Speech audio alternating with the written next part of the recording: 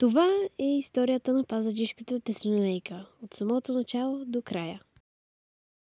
През 1916 година е решено да се построи отсечка от гара Саранбей до Гоце Делчев. После е дадена идеята за клон от Варвара до Татар Пазарджик. След като идеята е отхвърлена, жителите на пазарния център Пазарджик недоволстват и затова проектът е възобновен. И така на 27 октомври 1928 година линията е обявена като открита от тогавашния министър Рашко Маджаров. До 90-те години на миналия век товарните превози процъфтели, както и пътническите. Първоначално линията се обслужва от парни локомотиви. После въвлязи в употреба дизеловите мотриси на Ганс, серия 82.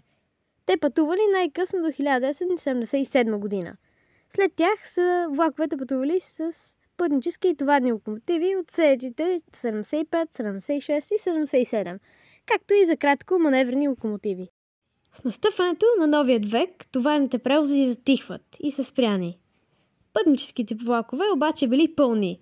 Затова автобусна компания тайно наемала хора, които да нанасят щети и по релсовия път, предизвикайки закъснение щети по влаковете. Така автобусните компании се пълнили с пътници. През 2002 година линията Варвара-Пазарджик се закрива и превозите са спрени.